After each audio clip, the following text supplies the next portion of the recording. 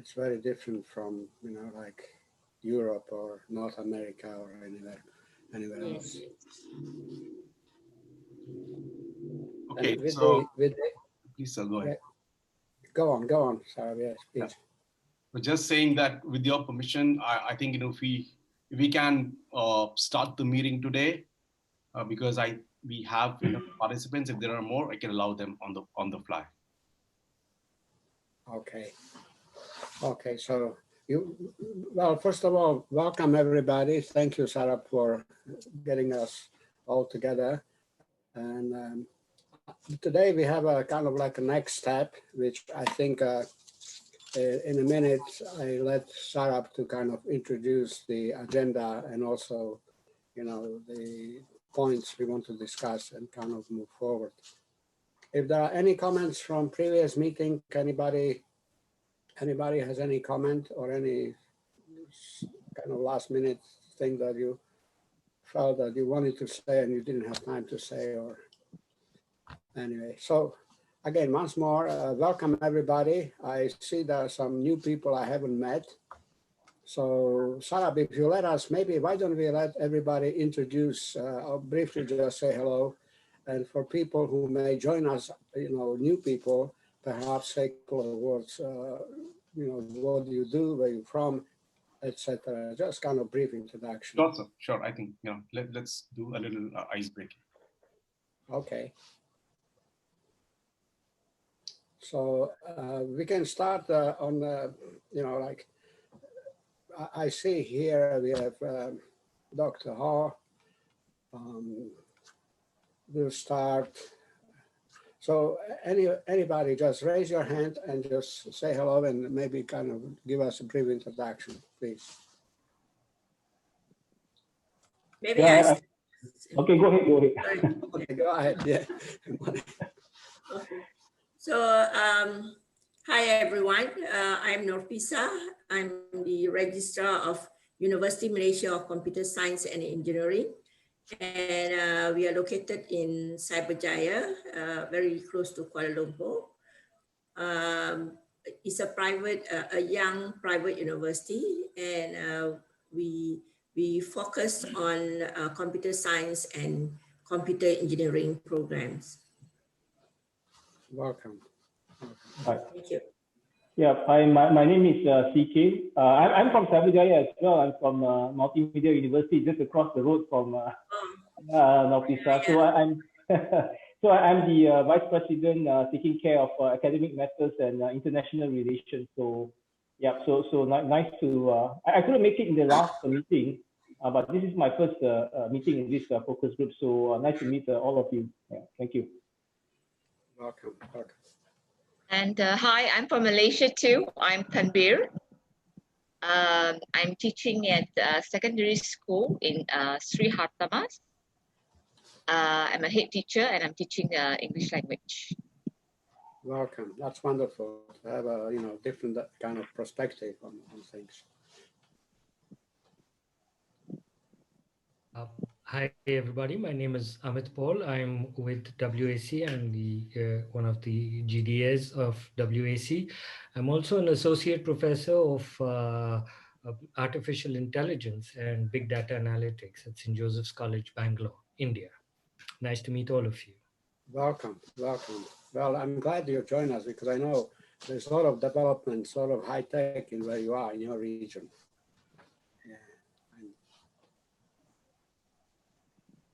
Greetings, my name is Bryan Alexander. I'm coming to you from the Washington, D.C. area in the United States. I'm a futurist specializing in the future of academia worldwide, and I also teach at Georgetown University. I also have more hair than any three of you. Noticeable, well noticed. Good morning, welcome. Hi, my name is Schahram Dustdar. I'm a professor of computer science at the Technical University in Vienna in Austria, in Europe. Nice to meet you all. Good morning. Nice to meet you. Hi, everybody. Hi. My name is Kaniadakis, and I am from Brunel University in London, UK. I work in the computer science department, and I'm glad to be here yet another time to discuss interesting topics with you. Welcome, welcome. Hi, everybody. My name is Hector. I'm a professor in computer science in Technological Institute in Mexico. Hello, everybody. Nice to meet you.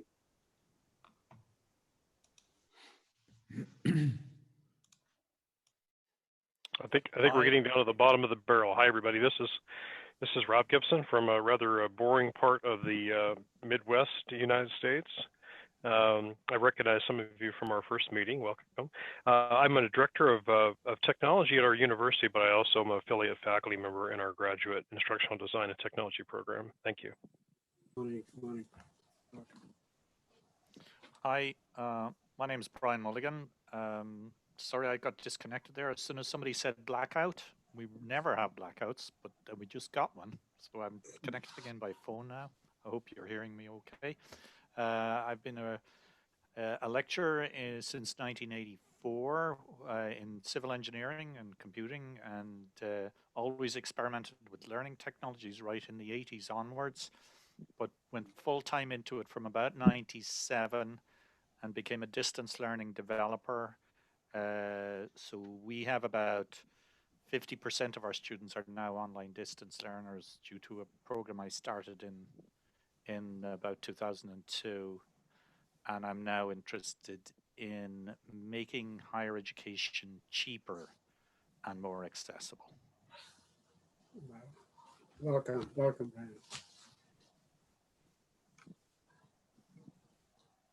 Hello, can you hear me? Yes, good morning. Or good Namaste evening. to all of you. I'm from India, Kolkata. Welcome. Namaste. Namaste. I'm Paramita Mukherjee from Kolkata, India. Sorry I missed the last meeting.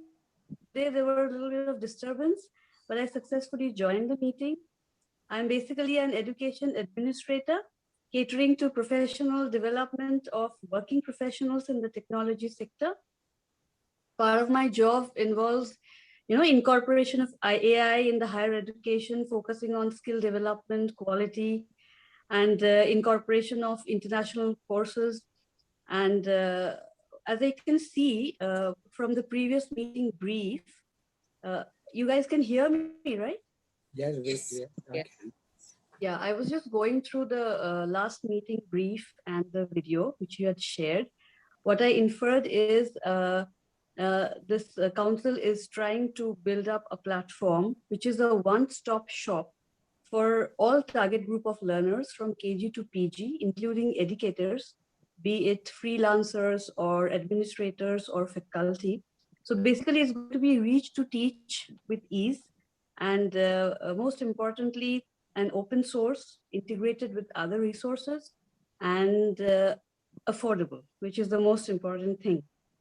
If I concentrate on the India story, a lot of apprehensions about online teaching and learning, which was there before, because somebody was talking about the mindset in the last meeting. As an educator, I know, because we were pushed to the edge during the pandemic. We had to go for online teaching and learning and online examinations, which was successful. So this mindset and the psychology and the apprehensions which were there before has been removed, and those barriers have been uplifted to quite an extent, not 100%, to quite an extent. So this post-pandemic scenario is the most relevant time to develop an educational technology. So yes, it's a great initiative. Thank you for inviting me. These are my initial remarks. Thank you. Welcome, welcome. Thank you for joining. We have a couple of more colleagues online. I see. Good morning, Denise. Good morning. I apologize for my delay in getting on this call. I'm having an issue with Wi-Fi. So Dave's been working from home. Nice to meet everyone. I'll just take a brief second to introduce myself. I previously worked for Verizon in the higher education sector. So my clients are university faculty members and the like. My background is also working with education technology companies. And the reason why I was very interested in getting involved with this group is, you know, my generally in business is to develop revenue and fundraise. So I'm hoping to lend it from my perspective to what you're doing there. I'm very excited about it and happy to be here. Yeah, that's wonderful, because I think we had, you know, quite a, like we divided it in three kind of main pillars, and Sarah will give us more details, but one was kind of like a cost model, you know, business model, and I think you could contribute to that development quite significantly. Thank you. Great. Thank you for joining. It's welcome. Dr. Paul, or do we have someone who didn't introduce themselves yet? I think everybody did by now. Very well. So thank you everybody for introduction, for joining us. And I will now pass on to Sarah. He'll give us a little bit of update and also kind of set up the agenda for today's meeting. Sarah? Hello? Yeah. My bad. My bad. No thank you so much, Professor Babulak. I'm Saurabh Gupta, and I'm the director for strategic partnerships and also head the digital innovation lab along with Professor Babulak.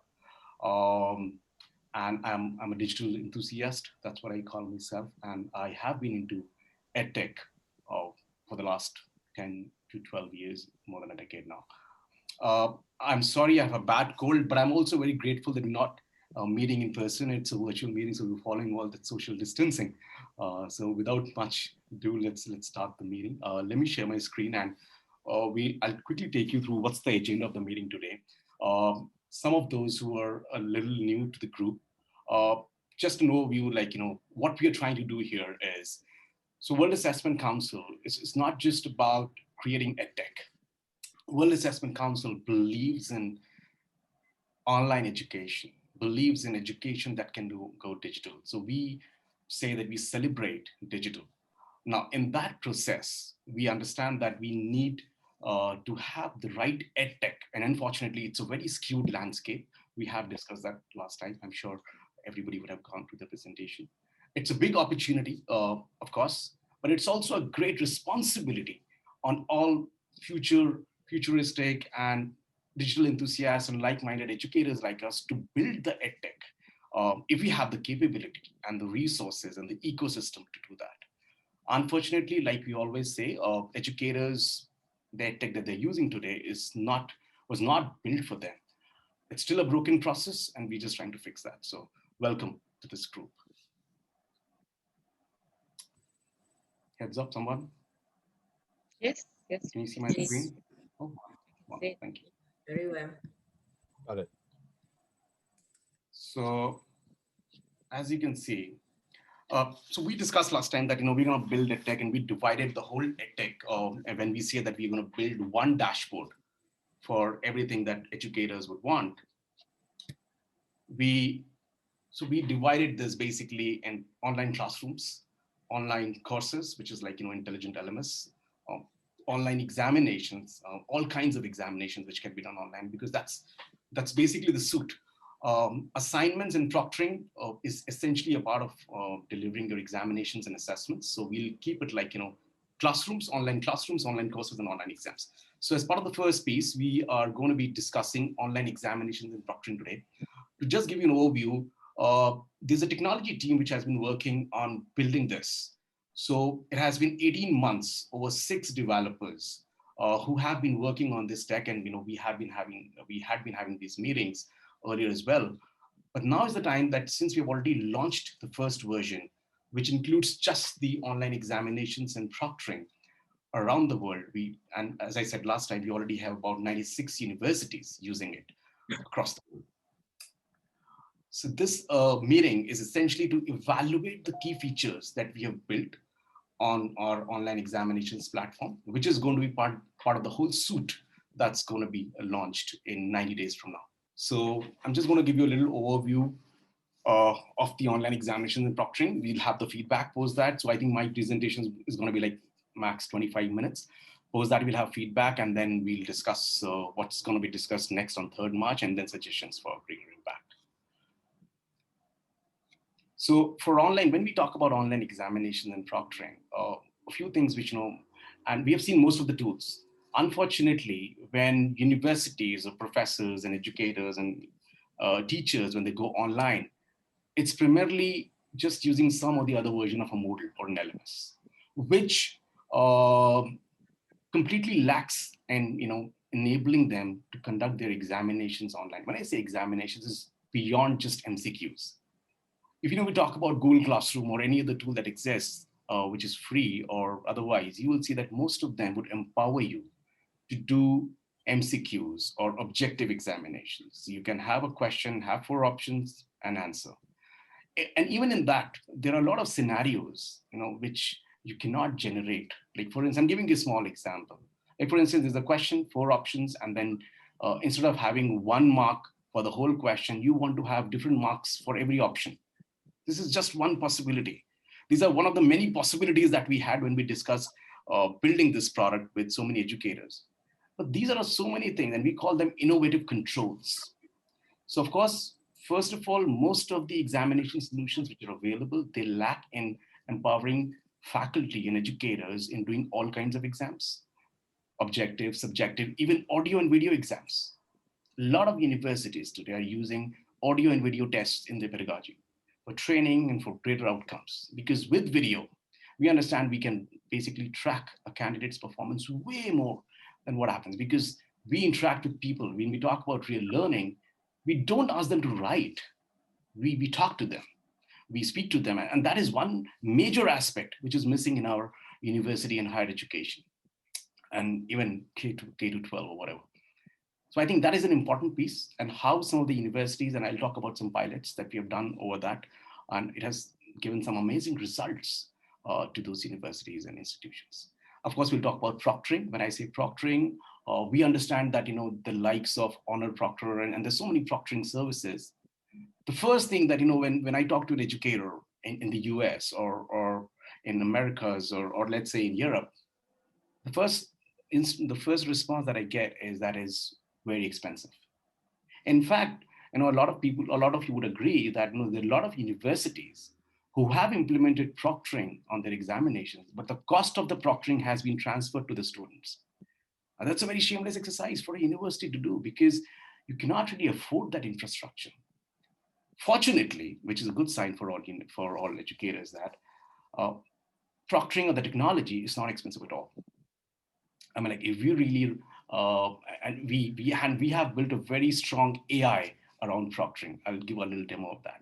We help in video proctored exams, or exams where we have seen record images, or the system automatically generates a couple of red flags when somebody is giving the exam, preventing the candidate from moving away from the browser when he's giving the exam, and also live proctor, where you can actually speak to the candidate when he's giving the exam. Then this is basically delivering your exams. And even when you create your exams, there are ample amount of controls and features required, and we'll talk about them. Post that, we also understand that we really lack greater analytics and reporting on our exams. So as an educator, I also want to see, I just don't want to see the marks or the scores of a candidate. I'm also interested to see what are the learning outcomes. Is there some analytics which is available which can give me greater outcomes about the candidate, or can I set my own rubrics while evaluating a process or an exam? Also, collaborative reviewing. Can I actually review a question, or let's say a set of answer sheets or answer scripts with a couple of my teaching assistants and other faculty? Can I do that from the platform? All of that. And these are a few things which, like I said, we have more than 4,000 educators who participated in this entire development process.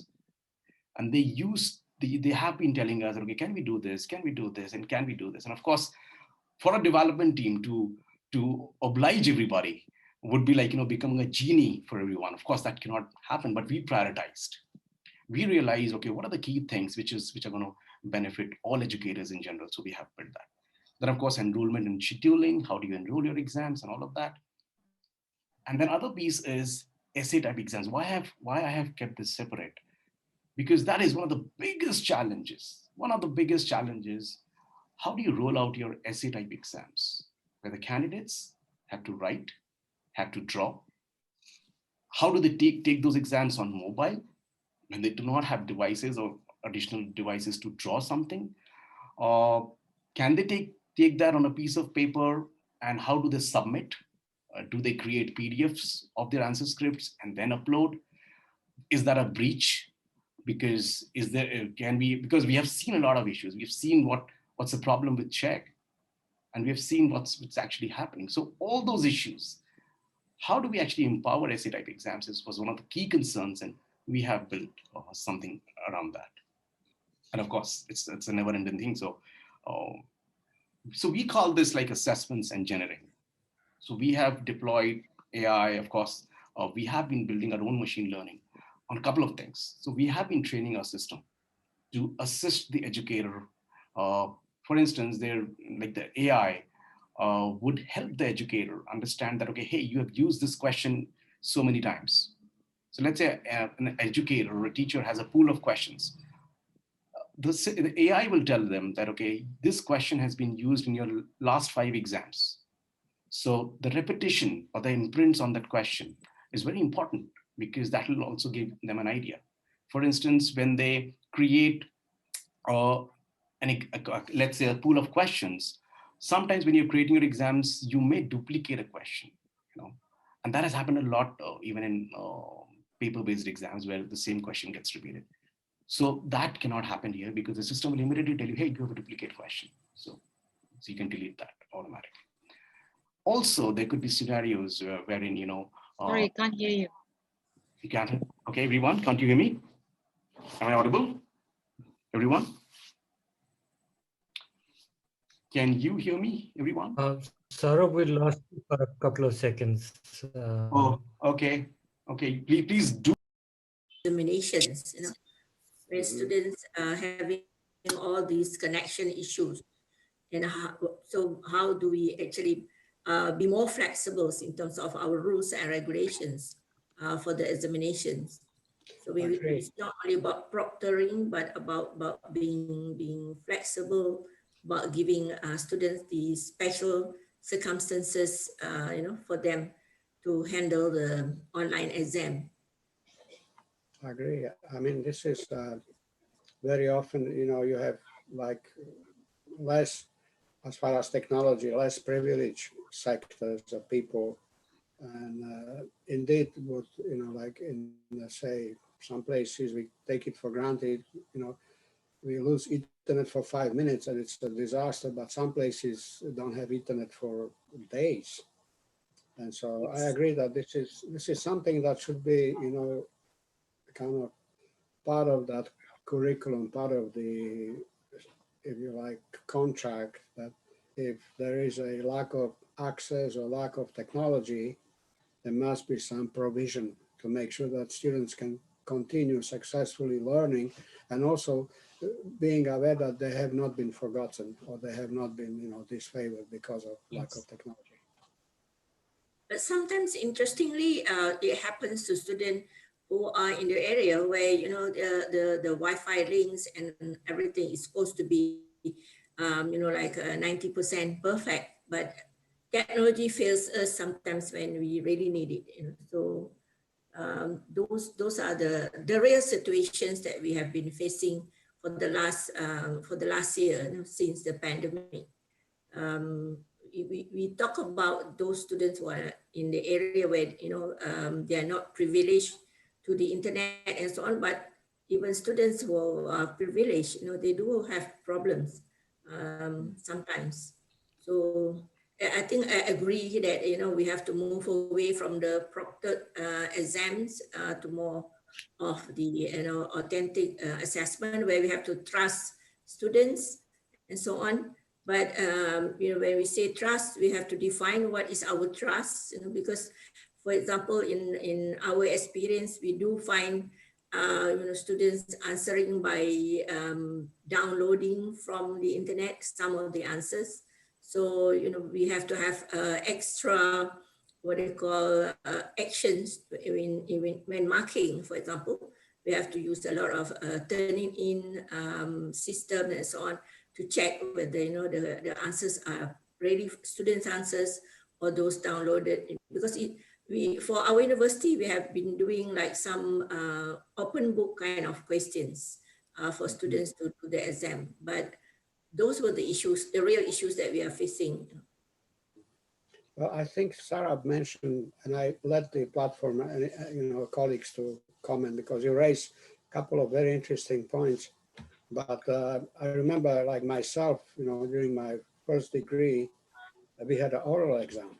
And that oral exam was kind of confirmation of what I have written or submitted, that actually I did understand and I, did basically learn the subject. Everyone, I'm back. Yeah. Yeah, Okay. Please go ahead, Dr. Babulak. Yeah, I'm so sorry about this. I lost probably. Yeah, so just to comment on Dr. Norpisah comment, if anybody has any comments, anything else, please. Just, yeah, I just love the part where, we can have, if this platform can help in assessing in terms of video and audio, because I tried doing that through Google Classroom. That's what we use here in secondary schools and the government schools. And I think it failed me a little because it wasn't easy, because I wanted them to answer or speak for within a minute. And there's a platform where I can, send the tasks to all my students, and it's already within a minute. And if they exceed, it will just immediately stop, it will be fantastic. And I could not do that successfully with Google Classroom. It kind of failed me. So if this platform can help in assessing through video and audio more effectively, it'd be awesome. Mm-hmm. True. Just assessing through paper or written work, it gets a little boring online. So I did try to get them to do the video and audio. And students who did it found it very interesting, and those who could not and not do it properly, there were challenges like doing it through GC. Mm-hmm. Yeah. So if I just chip in here, there are a couple of conversations that I was seeing on the chat as well. So of course, to address this, we would need proctoring. A lot of people believe that we may not need proctoring, and we would need authentic assessments. So of course, when you talk about authentic assessments, first of all, and there are two groups completely who think about this. One group of educators think that, okay, if you really put a lot of pressure on your teachers and lecturers to create those authentic assessments, that's basically more than what they could have done without proctoring or with proctoring. I think, having a proctoring is a way easier solution than engaging your faculty in creating those kind of authentic assessments. But of course, that's important. When I say assessments would be important for your rote learning and your real learning. So when you talk about the real learning, we could have those authentic assessments, and we have case studies, and there could be n number of ways in which we can innovate. But still, even if let's talk about an open book exam, and tell me how would you ensure impersonation without proctoring? Even in open book exams, how will you ensure that the same person has taken that exam? Do we have an answer to that? Well, there is no way. I follow quite a few different assessment experts in this area. Trisha Burnham-Gallant from the University of California, San Diego is a pretty renowned expert in this area. And, she indicates, and I happen to agree, that if you're trying to enter a technological arms race with students, you're not going to win. You're not going to win. They're going to find a way, if they're determined, to beat any technological overlay that you may, improvise or implement. Chegg is the latest salvo. Students are using Chegg to an astonishing degree to cheat, and it's really almost an impossible way to catch them. Artificial intelligence isn't going to, unfortunately, I hate to be the bearer of bad news, but it's not going to be the salvation on this. I think it requires assessment redesign, as you mentioned. That's my personal opinion. In fact, Rob, for the SHEG situation, we have a solution, and we want some of you to actually use it and challenge students to cheat on SHEG or whatever that they want to do. We have tested this across geographies, and we have found some amazing results there. Unfortunately, I'll tell you, unfortunately, a lot of universities in the US have not been implementing proctoring in the right way. There has been tremendous amount of disillusioning happening around proctoring. Too expensive, will not work, students will be able to always cheat, they will be smarter than the technology, will never be able to do it. I mean, like, technology is smarter, it is smarter. And we may have some amazing developers who may find a hack here and there, but that's a case. That's a case for, I'm not saying that you have to, of course you have to create an environment which promotes learning and which evaluates real learning in a different way altogether. So it has to be a combination of creating smart assessments plus proctoring. So definitely that's going to happen. Anyways, I just want to, yes, Professor Babulak. If I may just, just a thought what we discussed. It seems that, we must kind of always remind ourselves that it's all about education, educating.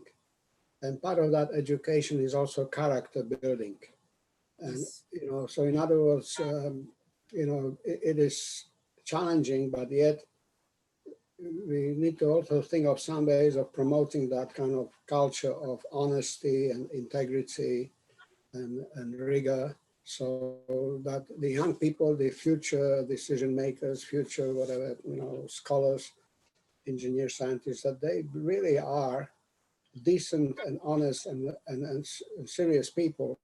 And I mean, if you look at, the journey, as I mentioned, journey to success, success has many different dimensions, but there's no shortcut to become, a decent, I mean, as an expert, because technology, I remember back in UK, 1991, during my graduation ceremony, one of the professors who was then awarded a Doctor of Science degree, in 1991 in London, he says that technology has got to that level that it begins to mechanize the relationship between people. And, technology must contribute to betterment of mankind, but in no way compromise the values, fundamental values. And of course, this is a philosophical comment, so, we might have a whole session on that. But, just a thought, the observation when, we mentioned cheating, and of course, as you mentioned, Rob, I know because students are very smart and they're very, they grow up with the high tech. I didn't, but, so this is a different generation. And so we're also trying to kind of figure out, and I think, Saurabh, you kind of mentioned that in your framework, that it is to figure out how we can yet develop sophisticated technology, but we also must promote that kind of human dimension, human values as educators in the process.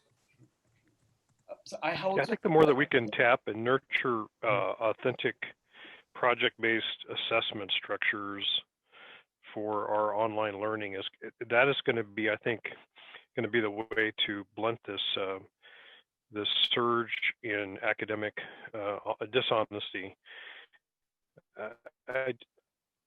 I'm just, one of the things when we talk about AI, one of the things that comes to mind, a lot of companies are introducing artificial intelligence now to try and proctor.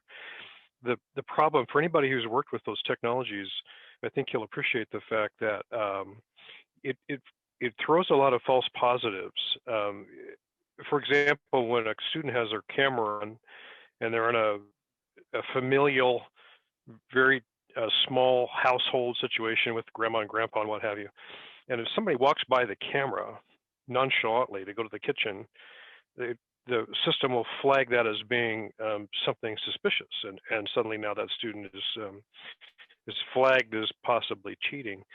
So these AI systems, while they sound bulletproof, have some inherent flaws in them. So again, I'm kind of back to assessment redesign. I kind of keep coming back to that. I know it's easier said than done, but that's the only way I think you're going to blunt this. That's true. In fact, the way we have built the proctoring here, of course, there will be red flags. Like you're giving an example, like for instance, in our AI as well, we identified the two faces in the same frame. That's basically a violation. If somebody is trying to whisper an answer, so we should be able to identify all those whispers and surrounding noises and everything. That is going to be taken as a violation. But these are all red flags. The AI will generate it, but at the end of the day, we need to have some human intervention. So let's say there are 200 people who took that exam, and the AI finds that if there are some 20 cases or 15 cases with some sort of malicious activity or flags, of course, you have to use your manual discretion in those cases and give them a benefit of doubt if let's say it wasn't. But I think anyways, see, think about this. Before, in fact, we take this, I always wanted to answer this question. I'm very happy that everybody is here. So I'm asking this question to everyone when we're building proctoring. We say that, we should do away with proctoring. Now, my question is, are we talking about online proctoring, or are we talking about proctoring being taken away from physical classrooms as well? No invigilation in our final semester exams. Are we talking about that? No teacher, faculty required in the classroom when students are writing their final semester exams.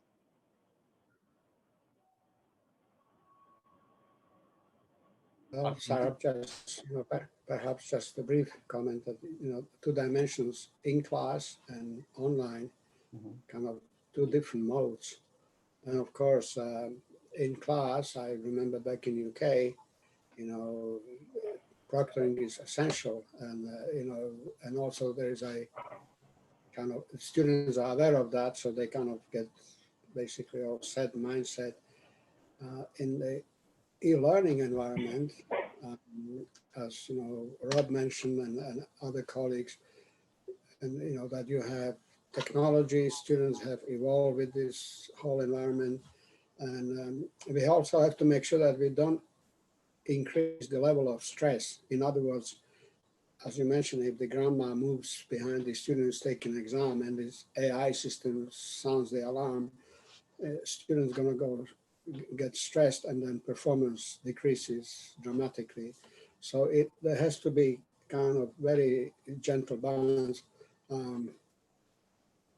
Professor Schahram, what are your thoughts? Because we get I was thinking one comment that Saurabh made before. I was intrigued by it. I mean, maybe you can speak to that about the scalability of the oral exams. I think that would be fascinating if we could contribute to that, because actually this is one of the major problems why we are, at least here, we do less and less oral exams because they simply don't scale. But many of us are aware that actually the quality of the interaction, etc., and probably the learning effect is pretty high compared to a written exam. So the question is, how can we scale that better? I think that single feature alone could be quite a differentiator. And there are probably different ways how we could address that. And I'm not sure if this is part of the kind of package or thoughts that you have put in. Thank you. Sure. In fact, I wanted to give you a little demo quickly because already 45 minutes into the meeting. I wanted to give you a little demo quickly. A little video is also there, what we have built. And we have definitely found a way to release audio and video exams. And that could be part of the pedagogy, because with video exams, gone is proctoring. You have the guy in front of you speaking. So I think, that could be probably one of the, solutions to proctoring. Okay, I'm just quickly going to share my screen here of the objective exams. And before that, I'll give you a little peek into the platform. This is one of the installations. We have multiple installations for various universities. So you can see this is like a white labeled installation for some other university. It's on their URL. Similarly, we have on for some other university. So this is like the virtual examination center. So this is the dashboard. You log in. The moment you log in, it'll take you through a couple of things on the dashboard for that particular candidate. So let's say, and it also shows you some of the cool analytics on the kind of exams you've done, completed, abandoned, barred, and ongoing. Of course, all those things and more than that as well. So, showing you a little video. Also, so this is where all the action happens. What I was talking about, that when you actually create exams on the platform, you can create all kinds of tests. So when you click on create a new test, so you can do objective exams, essays, which is like subjective exams, written exams, interviews. This is what Professor Schahram was talking about and everyone was talking about. Audio, and Tanbir was also talking about that. Audio and video tests. I'll give you a little demo of this. You can have submissions, which means assignments can be completely planned online. Hacks, which is like coding tests. We support 36 programming languages now. People can actually code online. Simulation, so we can create some simulation assessments as well for some specific scenarios. Drawing tests, live interactions, wherein we have a live interview with a candidate or an exam with the candidate, which is also very useful for Viva and lab assignments. Then, of course, trivia, which is used to make our classes and online classes more engaging and fun. Okay, so quickly giving you a little video demo here of the objective, then we go to the subjective and then video. So this is what the interface looks like to a candidate, logs in. This is a proctored exam, by the way. So of course the candidate, and this works beautifully well on mobile as well, Android, iPhone, whatever. Candidate records a little video. This is basically impersonation. So the AI is working here. We understand that the same candidate is giving the exam. Now, this is very, very important. Even with open book exams, we need to authenticate the candidate. Impersonation is important. Impersonation is different than proctoring. So we have to ensure that the same candidate is giving the exam. So this little process done, candidate checked, audio, video is good, goes to the instructions page, just like the booklet that you receive for your exams, fills up a little details, and everything can be created from the platform. The video goes up. So this is where the candidate can see themselves that the video is there. Now, in the backend, what we do is, of course, all the AI is in action. If there is somebody in that camera, it'll be a red flag, they'll see it. Now, somebody was saying that we have to make it less intimidating, and that is at the core of how we want to deliver exams to candidates. So we may not show any violation messages to the candidate until it's a severe breach. So only when there's a severe breach, he's not in front of the camera, for instance, for more than 2 minutes. Okay, that's a breach. He gets a message that please stay in front of the camera. Or let's say he's offline. So the best thing is this exam works even if it's offline. So it'll continue to work and they can continue to give the exam. The moment they come online, it's auto-synced and it is submitted. So this is basically an objective exam, as you can see here. This is the question navigator on the top. This is basically of course, the next question. The timer is also on the top right. This is simple single select questions. These are like, a multi-select. You can also have images there, Likert scale questions. You could create all of that. You can even have match the following questions. Of course, everything is auto-evaluated. You can also have more than one correct questions. And see how we've designed this. And this is fill in the blank question and this gets auto-evaluated. So when you create fill in the blank questions, it'll ask you for possible answers. So for instance, the answer to a particular question is 3. So somebody can write numeric 3 and somebody can write 3 in words. So when an evaluator is creating the exam for that particular question, he'll put both the options, 3 numeric, 3 words. So system will automatically evaluate it, whichever way he writes it. This is like sorting questions where you can sort. So we have given more than MCQs now to educators. Don't do just this. We have created a cool feature called tag a question. Now this is very important. We have tried to create a similar experience that candidates see or go through when they're actually giving a paper-based exam. So of course, the candidate, when he's giving, he can mark certain questions. Okay, I'm not sure about this. I want to revisit this question. So we have got this tag to revisit. They can tag a question and they can look at it before they submit. If they forget, the system will remind them, hey, you have tagged question 9, so you revisit. You go there and you revisit the question. You can change your answer before you submit. Also, and then you can untag the question and submit. Also, we have given them a tool which can help them strategize. This is very important. So we tell them, this is your current attempt rate. Now see, these are the things which are not possible on a paper-based test. Analytics, more intel, empowering the student. These are important. In real life scenarios, we have access to all the Googles of the world. Okay, so when we are posed with a real life problem, we have access to everything. It's okay. But then we also have certain scenarios where we do not have access to much and we have to come up with something as quickly as possible.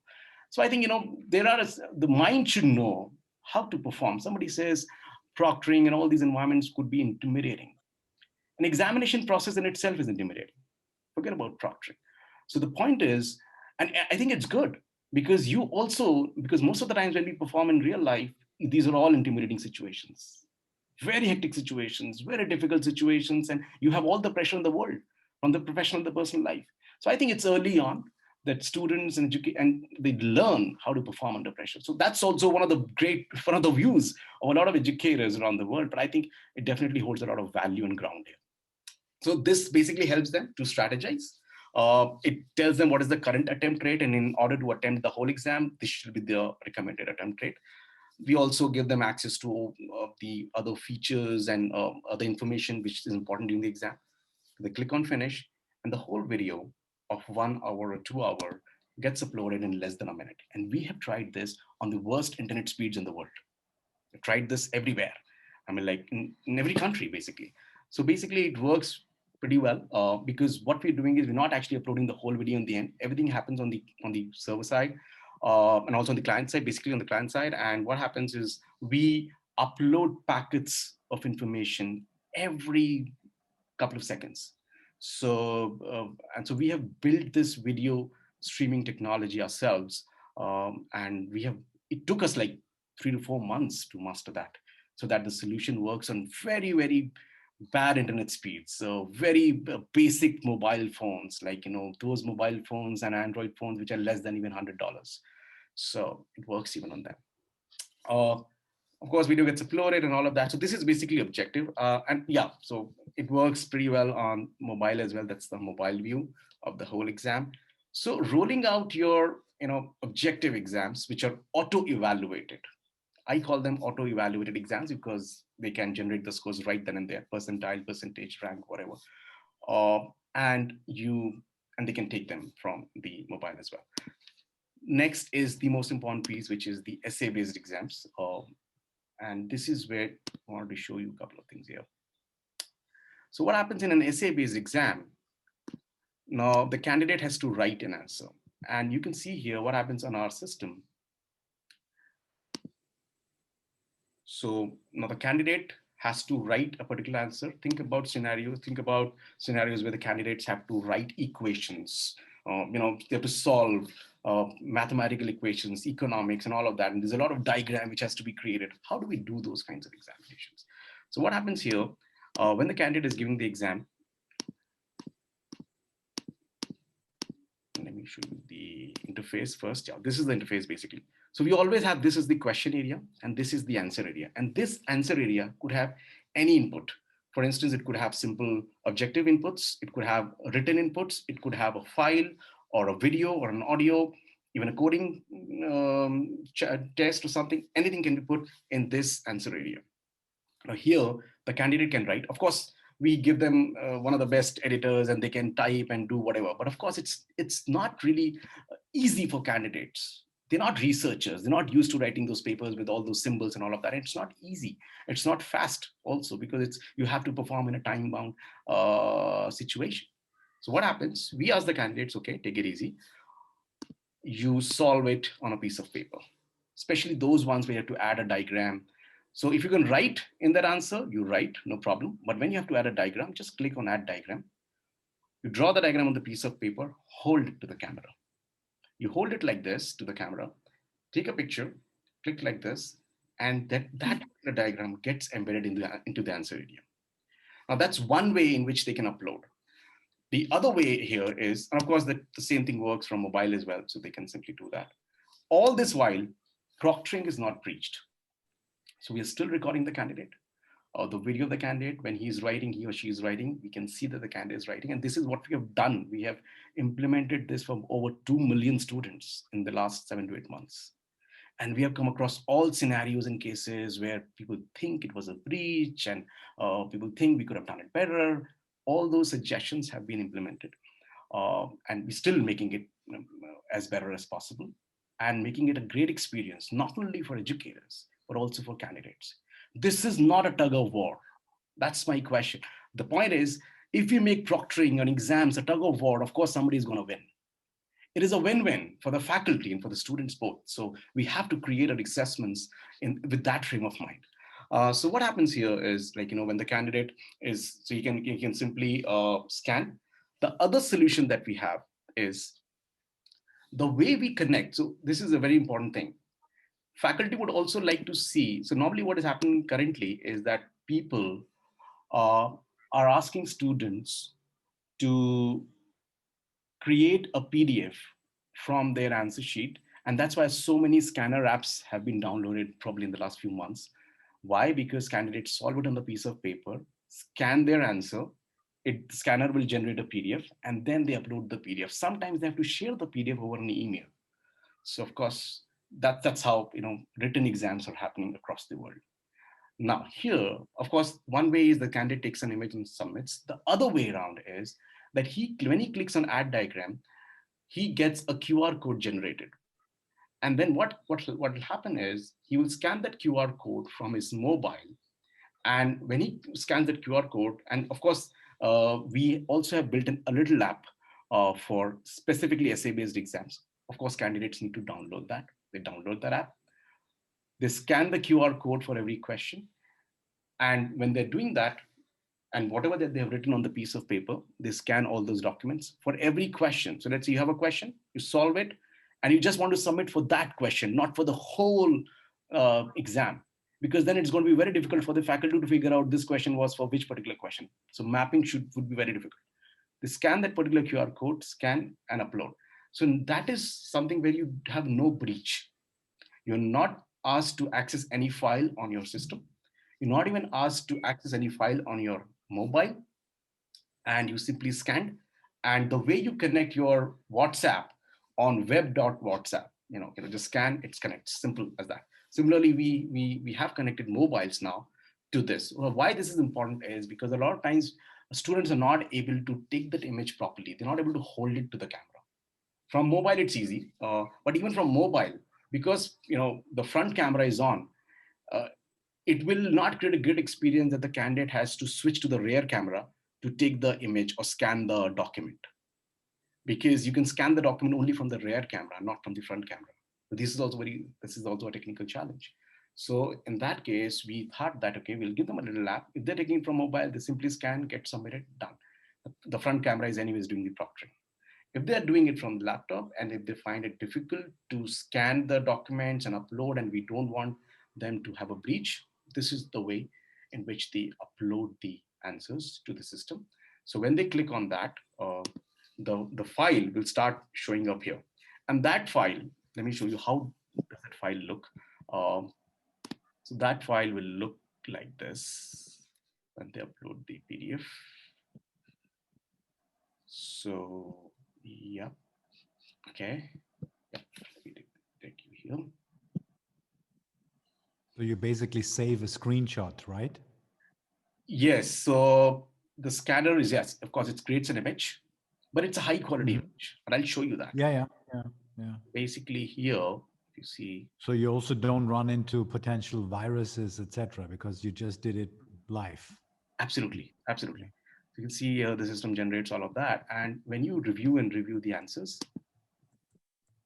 you can see the question. This is the question basically, and this is the report of the candidate. Simple. And this is real exam, which the candidate has done, scanned from the mobile. So and then I take it this is the way math and quantitative questions would be answered as well. True. And you can basically have annotation on this, so faculty can do that. All of that can be done, and you can add your comments. And then if you have to review them, you give your comments here and then give them a score, and done. In fact, if you want, you can also set up your rubrics on the platform. This is basically for all the questions. This is the Shield data where you can see all proctoring details. They exited the full screen at this time, was focusing on another window this time, and all of that can be seen here. And you can also set up your own rubrics that I was talking about while evaluating, so that there is homogeneity in your review criteria. So you can set up your own rubrics as well.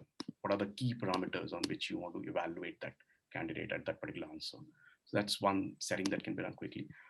Then apart from that, once you do that, and this is just also giving a little overview of the question area and everything. So this is like, you know, when you create a test, for instance, here, this is a coding test.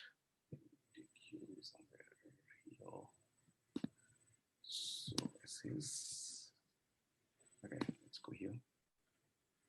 Questions. So you can see students need to have a demo of all these things before appearing for the actual exam. Yeah, so we basically create some demo exams. So you can see here, we can also help you create beautiful pages for your students. So students get a page like this, you know, some instructions, anti-cheating, then a video and a sample mock test. So they can take the test before they actually appear for everything. So of course, and it's not a big deal. I mean, like, you know, trust me, students are way smarter than us. They pick all of these things so quickly, and they're able to answer, and they're able to participate, and you know, and then with the videos, these videos help it a lot, creates a great experience for them. And yeah, we create all types of exams. In fact, the next exam, which I'm just about to show you, is the video exam, which we didn't talk about. So that also gives you an idea about the video and audio in our pedagogy. Okay, I think, yeah, we have it here. Yeah, this is basically a mock exam for the interview. So how this works is,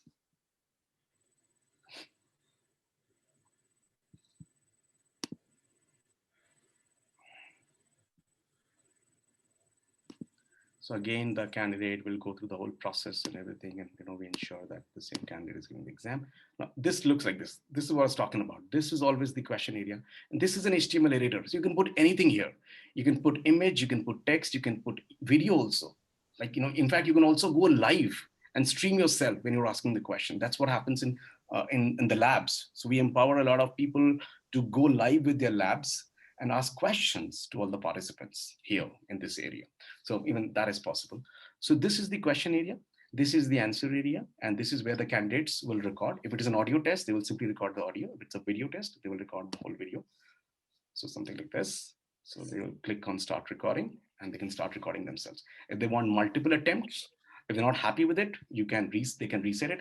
That's also a capability on the test. If you do not want the students to retake it, and you want them to take it afresh, I mean, like, you know, impromptu, without any revision, then you can give them just one attempt, and they have to, and then it's a time bound thing. So it's like exactly 1 minute or 30 seconds or whatever. So if you see here how we sort of create these tests here, the configuration is also a very important thing, which will give you a little idea as to how this works. So for instance, here, if I go to an interview, we call them interviews. So I think rather that I copy itself, more content here. Like for instance, here, when we are creating the questions, this is like connected. So we can create a video response or an audio response. What is the difficulty level, easy, medium, hard? We can also choose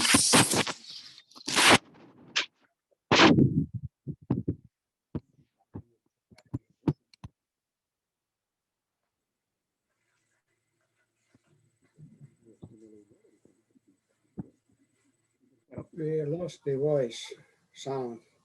Can't hear you.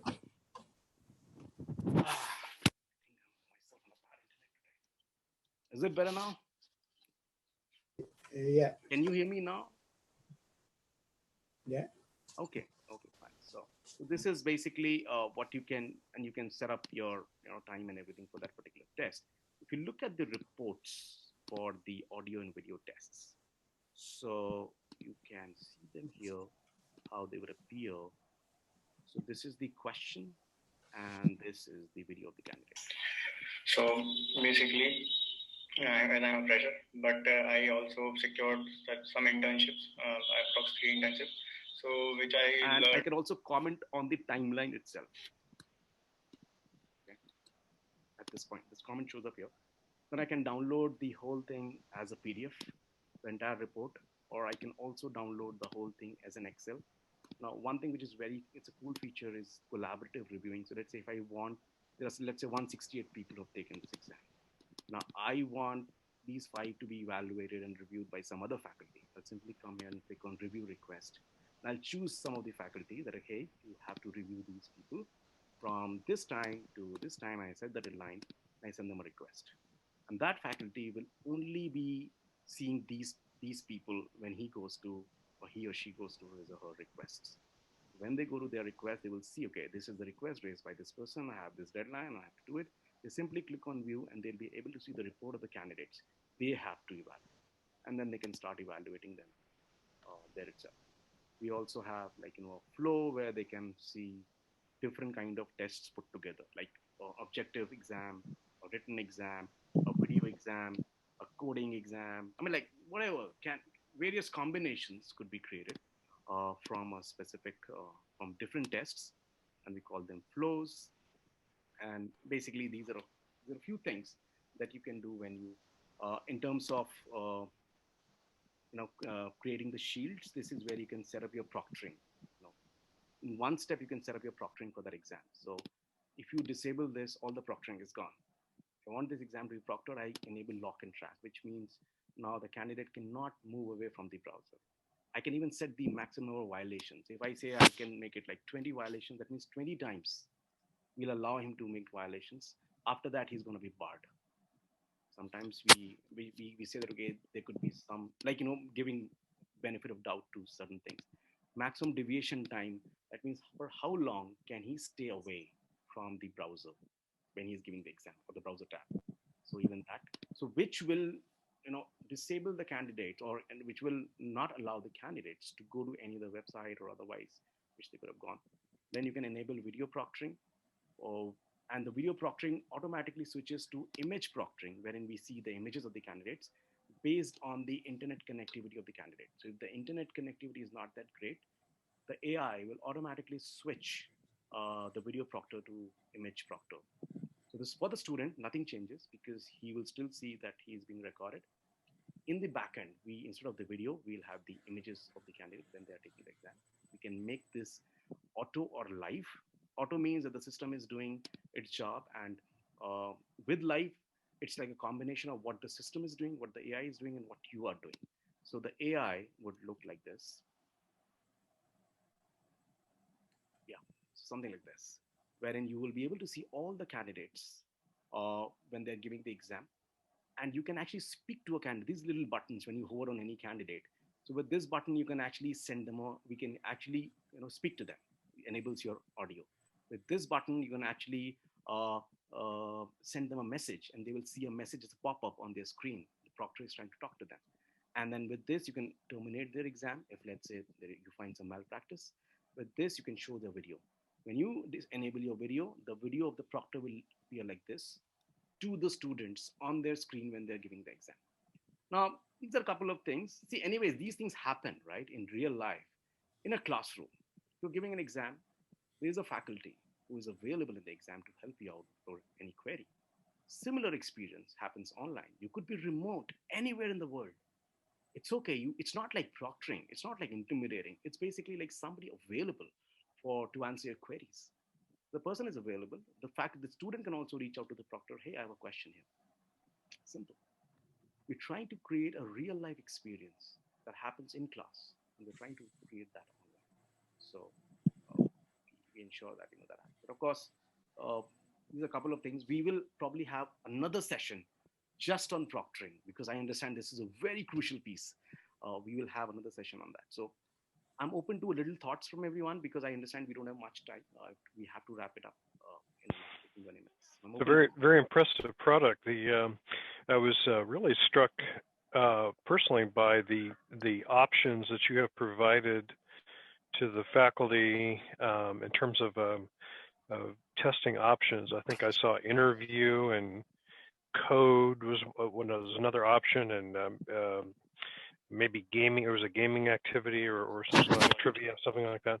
So you really you've given us some really great foresight and kind of opened my eyes to some options that are possible with respect to online testing. So congratulations on that. That's really nicely done.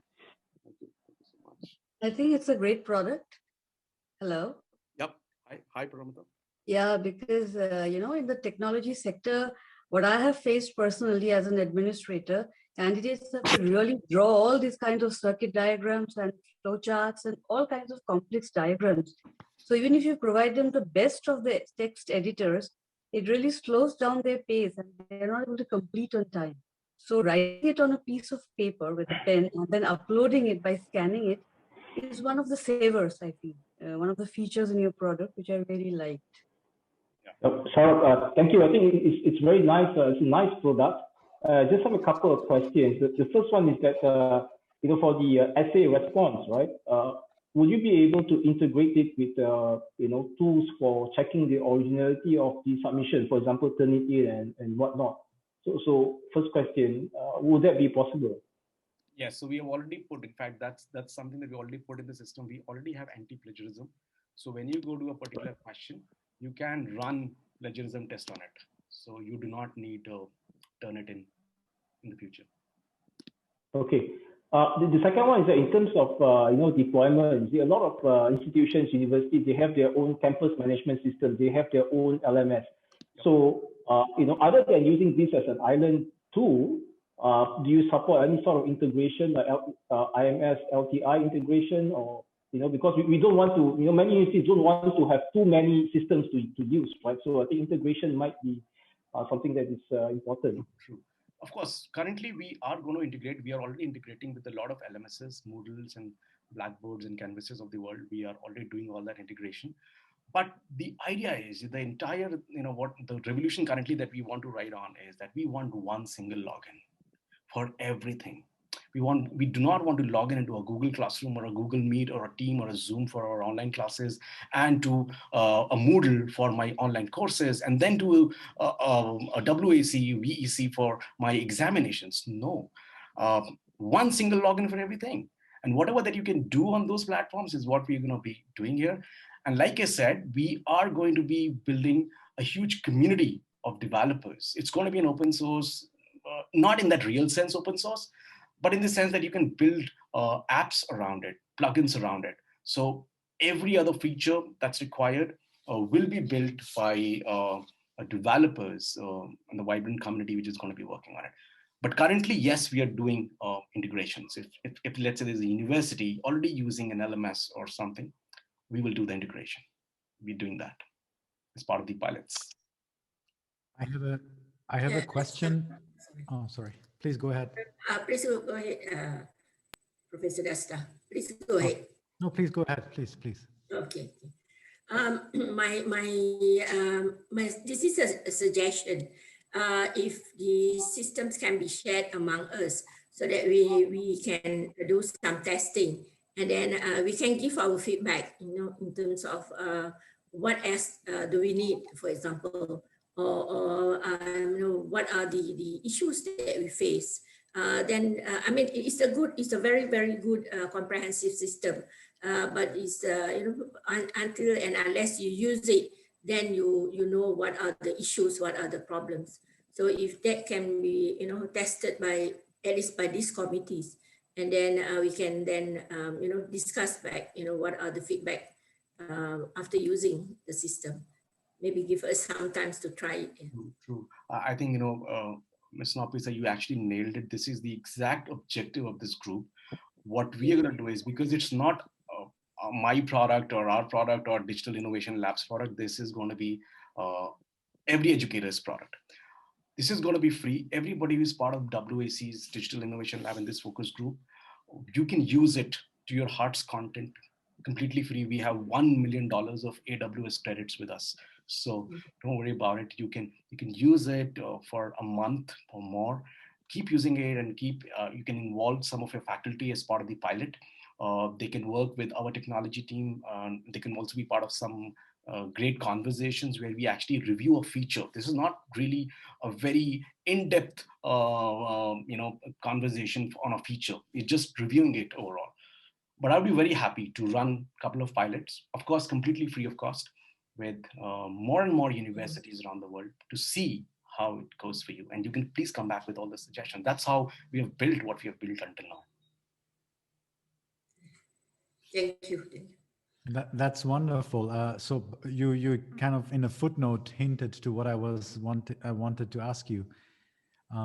So it would be nice if you could also share technical details. As a systems person, I'm of course more interested also in how you actually do it. And last time we were discussing about the global outlook of this project, right? So you were mentioning AWS. So it seems that then the hosting of the application is done on Amazon. I suggest that you also consider global markets with different requirements, such as in particular China, and the required connectivity levels there, right? If you go to China, things look completely different, and it might not be possible to connect to Amazon Web Services. So, and then look into how how easy it is to actually move towards a different video platform or cloud service provider. And then another issue related to that is, of course, the question of, I'm also interested in the business model behind all of it. So it's basically the subscription model that we are looking after, because somehow all of this is tied to rollouts and deployments at the university level, because this is something that they all wanna ask you, right? So how much does it cost? How is the subscription model, et cetera. So if you can share some of these things, because I think there are a lot of these things are okay if you have white papers, or just if you can put a link to somewhere, so we don't waste time here basically discussing these things. I would be very grateful for that. Thank you. Sure. So coming to the first part of the question, so it's not that every installation is going to be in AWS. In fact, there are many installations where universities have created their own servers. In fact, we have helped them to create their own servers on their own campuses, and which has really helped them hugely save on the costs. AWS is expensive. So even if we have $1 million of credits with us or more, we still understand that, to be more sustainable, you have to find a way, because hosting is the biggest cost. Exactly, because transmitting videos is extremely expensive over extremely time. Expensive. Yeah. So the streaming and all of that, that's going to be expensive. So it's not that we encourage universities to create their own servers, probably cost $40,000 to $50,000 or $60,000. That's a one-time investment. But once they do that, that's basically for at least 5 to 6 years.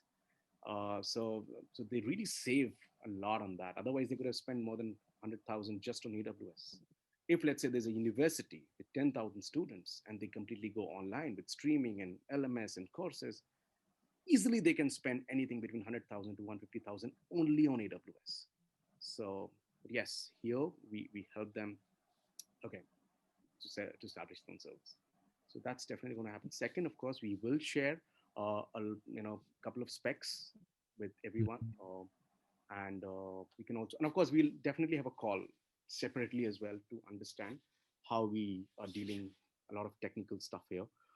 And third, coming to the go-to-market strategy, like how we're going to take it. Like I said last time, initially this is going to be completely free for all educators in the world.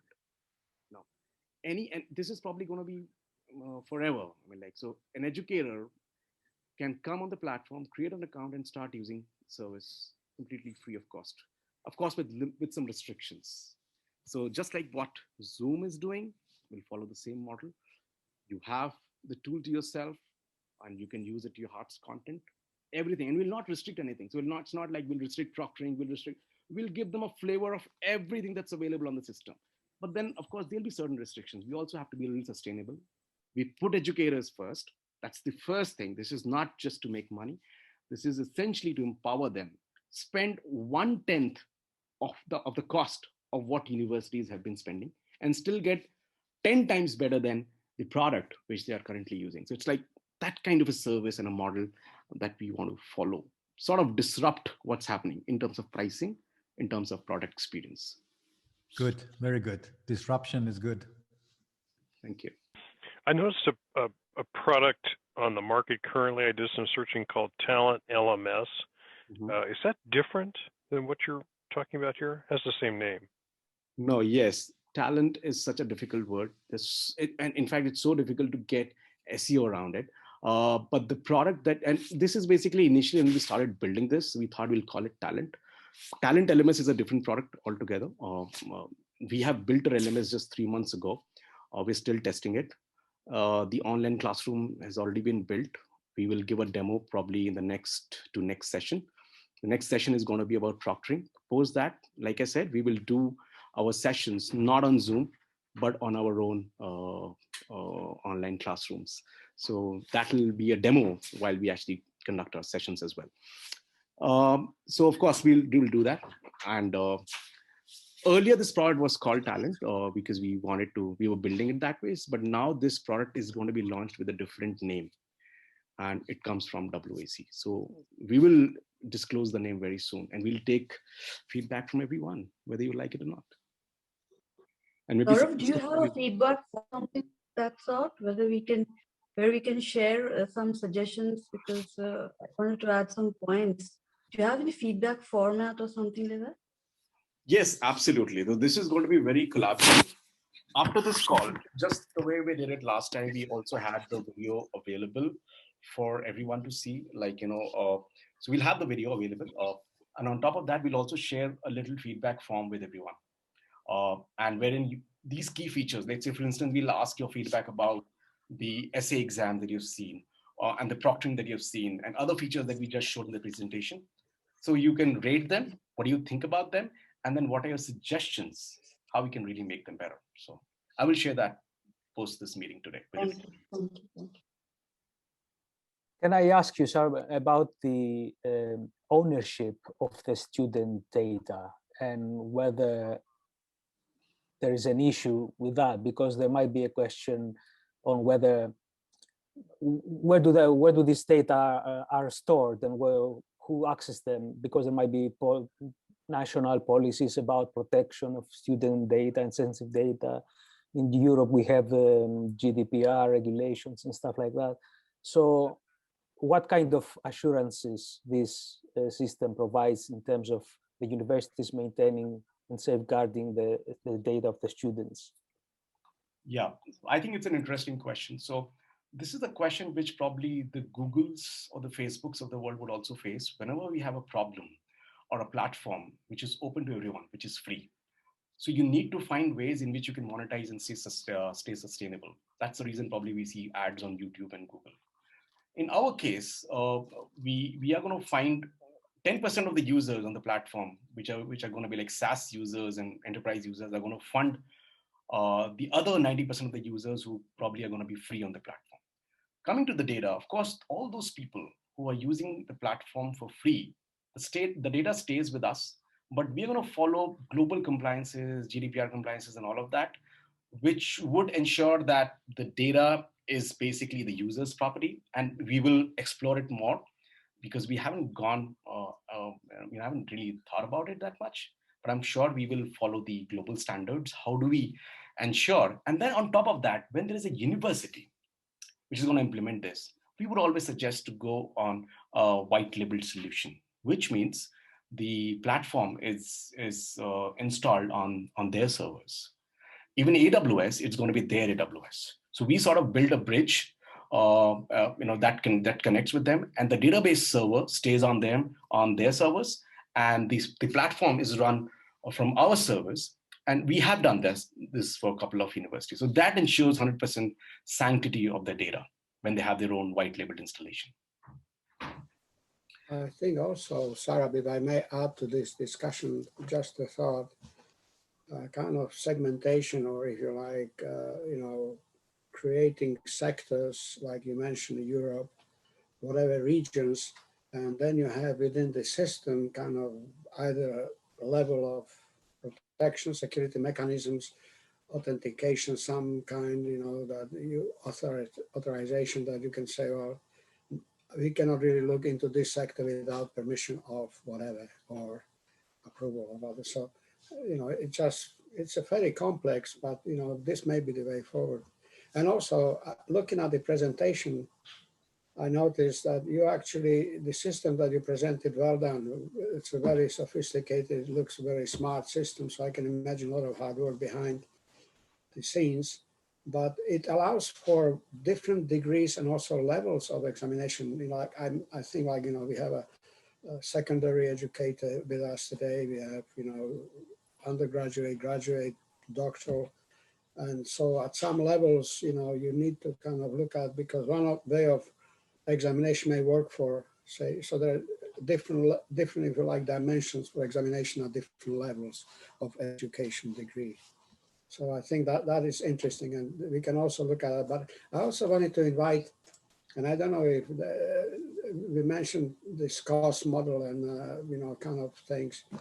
Denise, are you still with us? Or, because, I mean, we have colleagues who mentioned they have some work. I think If so. not, we Bryan can has questions. So I can see them in the chat. He has some questions. No need to turn it is a good idea. Wonderful. API or LTI will do that. Of course, we are going to build a complete set of API ecosystem around our product to empower other platforms integration. Peer grading, of course, that can be thought of because we do relative grading. And if you mean with peer grading, are you hinting at relative grading, or? I mean, I can talk about this. This is an area that I'm very interested in because I believe that, I suppose, assessment of students is a crucial part of the accreditation process. We need to scale up teaching. Scaling up teaching seems to be going well, as you can see from MOOCs and things, but scaling up assessment is not as straightforward. Trying to keep it authentic and to make it reliable and to reduce personation. So even though I am maybe somewhat, I lean towards authentic assessment. I know that we will need this and we will need this to be as good as possible. But the workload for faculty can be quite high. So using things like rubrics will help to reduce this, but peer grading may be important as well. One of the things I was thinking about this was this tool, a lot of the features of this tool are relevant to continuous assessment, term papers, things like that. Having even rudimentary plagiarism testing integrated into it is very useful, but also allowing students to grade each other on continuous assessment is very useful as well. So having it in the tool, we're looking at some other tools at the moment. Peerceptive is a great tool for it. So having peer grading in this, and then it occurred to me, could we peer grade summative exams? The research on peer grading is quite good, actually. The results that's coming out is quite accurate. There's another area. We use a lot of quizzes, but our engineering lecturers want more complex mathematical questions. So we use a system called WIRIS that has parametrics. In other words, it generates multiple versions of the same questions with different numbers. This is extremely useful to us. So this is a feature we would want in the system if we could, for both continuous assessment and summative assessment at the end as well. Also, some of these systems have it in that you can have a complex mathematical question where if the student makes a mistake in the middle of it, they're not penalized for the whole question. So this is stepping it through mathematical questions. That can be useful as well. And I see some comment on peer assessment there. I'd actually like to respond to that. So there are an awful lot of features that we're getting from different packages here and there. So I'd like to maybe encourage a comment that was made elsewhere. Is there somewhere we can gather our ideas together and put them in there so I can take these different ideas and put them in? Peer assessment relies a lot on trust. Sure. Yeah, the peer assessment systems have improved. And one of the things about peer assessment is the modern systems seem to be able to not only gather the marks up, but also compare your grades with what are average grades. And over time, over a number of assessments, estimate the reliability or the accuracy of individual students in grading their peers and weight the grades accordingly, but also grade students down if they don't. In other words, if you put in very inaccurate grades for your peers, you get graded down because you're being graded not just on your assignment, but your ability to understand how well other people have done it. So it seems to be improving and the software is improving.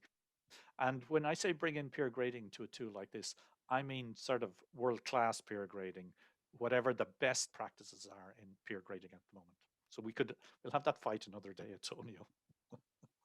I think peer grading, and now I understand peer grading. I think this definitely helps because I've read a couple of papers on how getting evaluated by your peers can definitely help, because sometimes peers, because it's like, group study, right? When you study together, there are a lot of things that others who may have missed it. And sometimes faculty also do not see a specific response in that perspective, which a peer could see.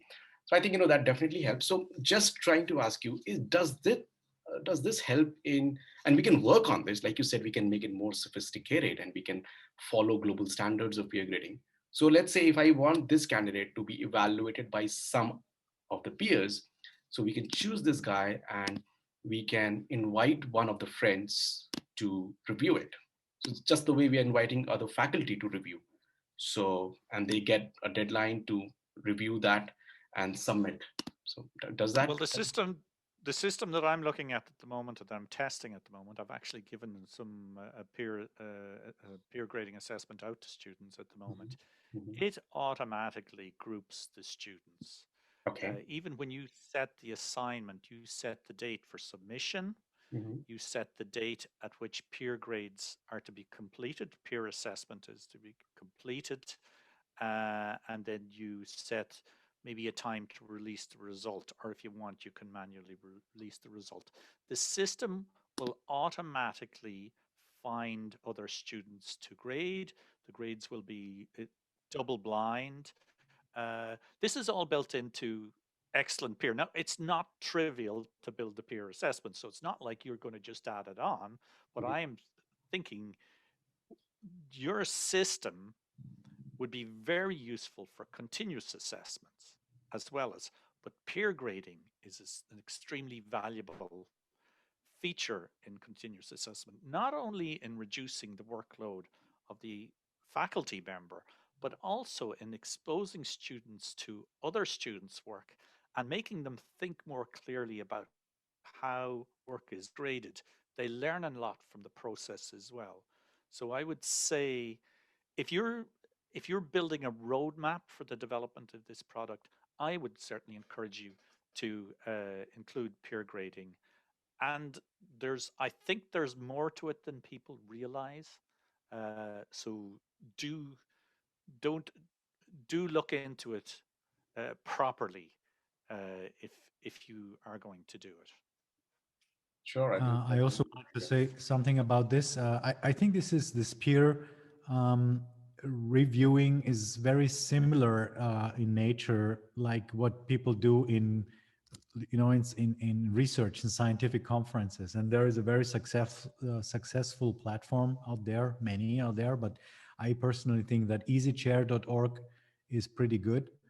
And that is essentially the same, right? So the program committee selects the program committee members, the chairs select who are the members and then distribute it. And there are some algorithms how you can bid for a paper, et cetera, et cetera. And I think this is essentially what it would be also very helpful in this level. And as was mentioned by Professor Babulak, I think that's also interesting that we have to have these different levels, right? So for even for doctoral students, etc., we actually do that. We have seminars where we assign papers of the peers to the other students to review. So I think that would be a very helpful feature. So I think if you just look at the easychair.org, you see all the features there. I think it's very useful to have something like this. Yeah, I would just like to comment that I've used EasyChair and I've been in as a reviewer in EasyChair, and I've also been looking at student peer grading systems or peer assessment systems. There is some differences, and one is that we generally assume that peers in academic research are all motivated a certain way to give accurate reviews. Not necessarily the case, but generally. But we know with students, either students don't have the expertise to review, or they have some motivation to not do it well, we'll say. I won't say cheat, but not do it well. And so there are some extra features built into the peer grading systems that are aimed at students grading each other. It is worth looking at EasyChair to see the features in that. But certainly you do not need to look at the best in class of existing peer grading systems out there. Peerceptive is the best one I've seen so far. So bear that in mind when you're looking at the systems. Sure, we can look at that. I think we can have a conversation around it. But I was just reading the messages in the chat, and I think Antonio's raised a very valid question here. And I do agree with that. And because we have seen that when I was at Harvard and in one of the courses, we were a group and we were asked to review each other. And I would see that there is definitely sometimes a bias, because others, and if it's specifically, it basically adds up to your grades. So if it adds up to your, if it's basically only feedback that you are giving to your peers, probably there's going to be a lot of generosity around in the group. But when it is going to be affecting your grades, there could be some serious animosity, and that could really compromise on. And biases could simply pitch in, and people can actually put you down. That could happen. Yeah, I mean, there's biases. There are biases there in terms of understanding of the material, and there can be personal biases, like the double-blind reviewing that's built into it. To some extent, gets rid of any personal biases to do with personalities. I would hope that the students being graded on their ability to grade others, or their grade being impacted on their ability to grade accurately others, helps a lot in removing individual students that are outliers in terms of how they grade. The system also includes grading to the curve. It also includes, I mean, just to show you the power of it, it also includes benchmarking, where it'll feed you the top 5 and the bottom 5, which you grade, and then it grades all the others sort of in relation to that.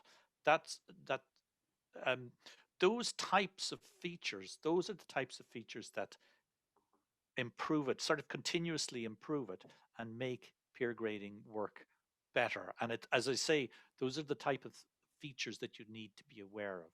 Again, as I say, I feel it's underestimated. And when you're trying to convince academics to take up products, anything that reduces their workload will help.